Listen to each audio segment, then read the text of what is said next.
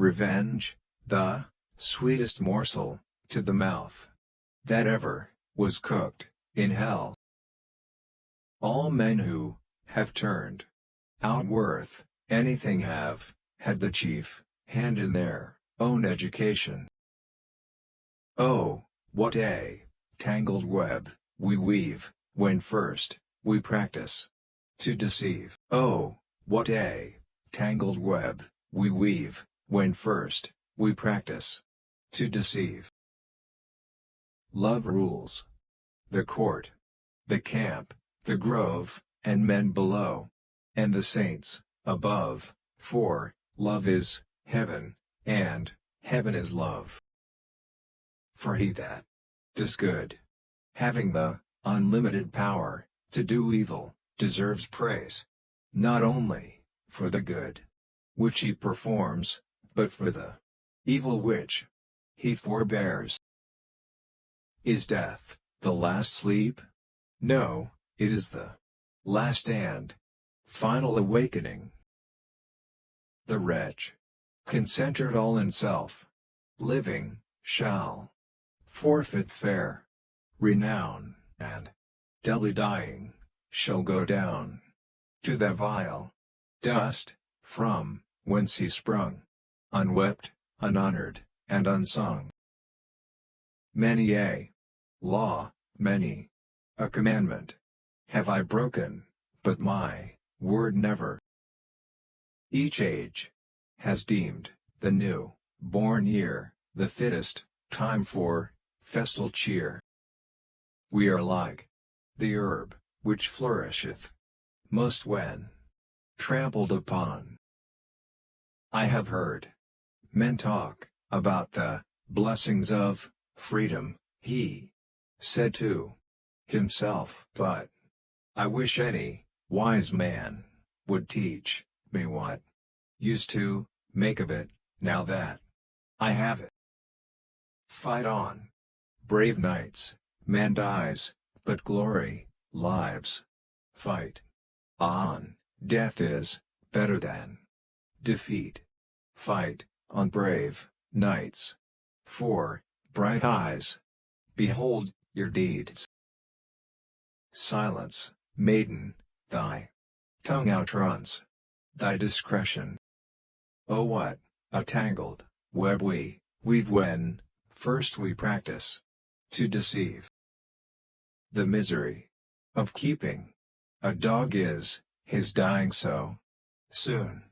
But, to be sure, if he lived for 50 years, and then died, what would become of me? I envy thee, not thy faith, which is ever in thy mouth, but never in thy heart, nor in thy practice. Chivalry. Why, maiden, she is the nurse of pure and high affection, the stay of the oppressed, the redresser of grievances, the curb of the power of the tyrant. Nobility were but an empty name without her, and liberty finds the best protection in her lance and her sword.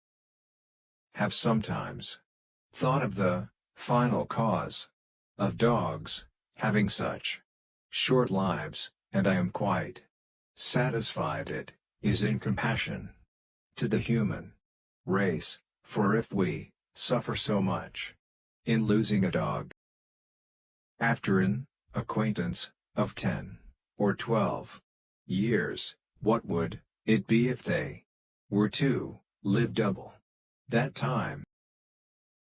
Will future ages believe that such stupid bigotry ever existed?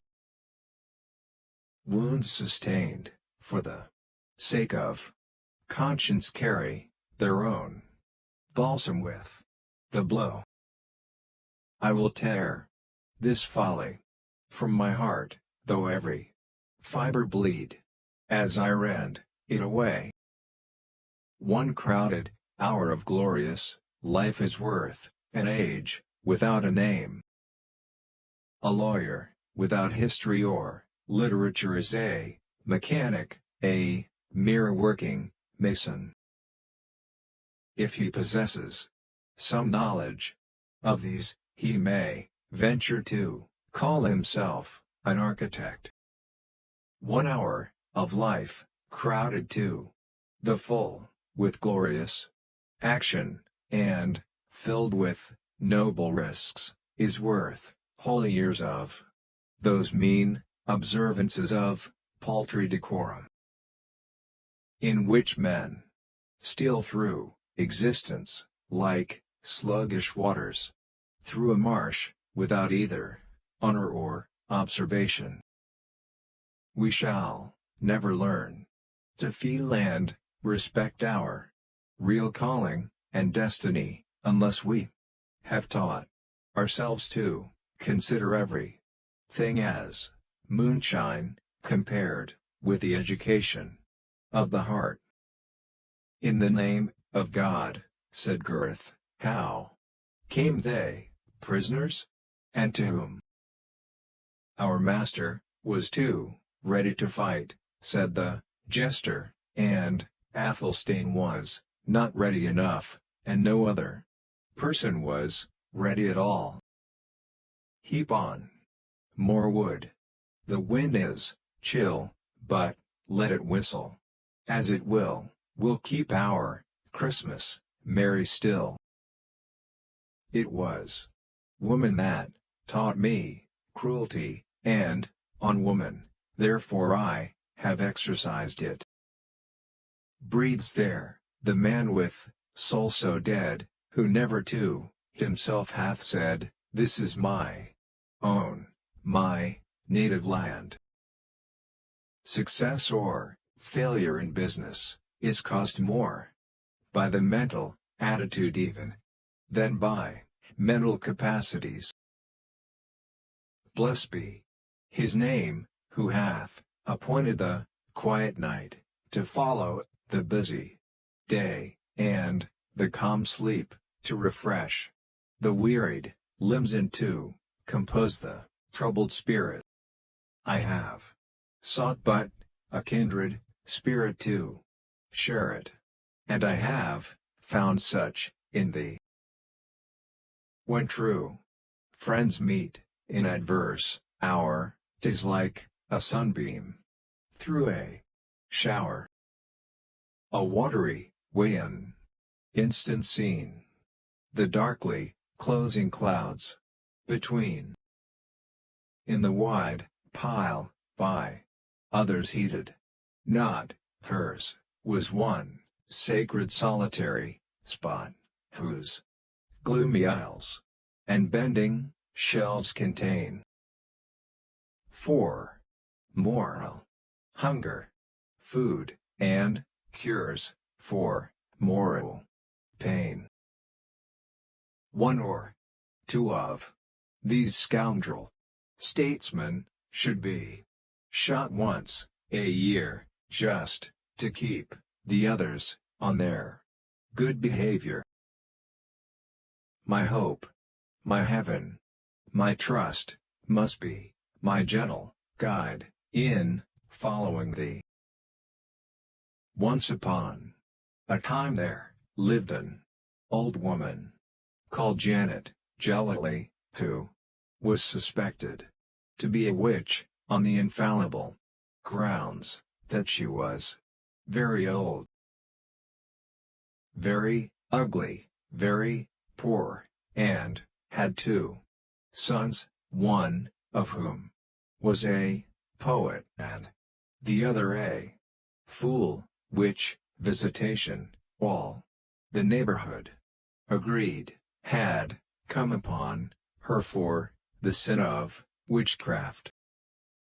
Come he slow, or come he fast, it is but death that comes at last. No word of commiseration can make a burden feel 1 feather's weight lighter to the slave who must carry it. Certainly, quoth Athelstane, women are the least to be trusted of all animals, monks and abbots, excepted. So wondrous, wild, the whole might seem the scenery of a fairy dream. A Christmas gambol oft could cheer the poor man's heart through half the year. He that does good, having the unlimited power to do evil, deserves praise, not only for the good which he performs, but for the evil which he forbears. The lovers of the chase say that the hare feels more agony during the pursuit of the greyhounds than when she is struggling in their fangs. And my father, oh, my father, evil is it with his daughter when his gray hairs are not remembered because of the golden locks of youth.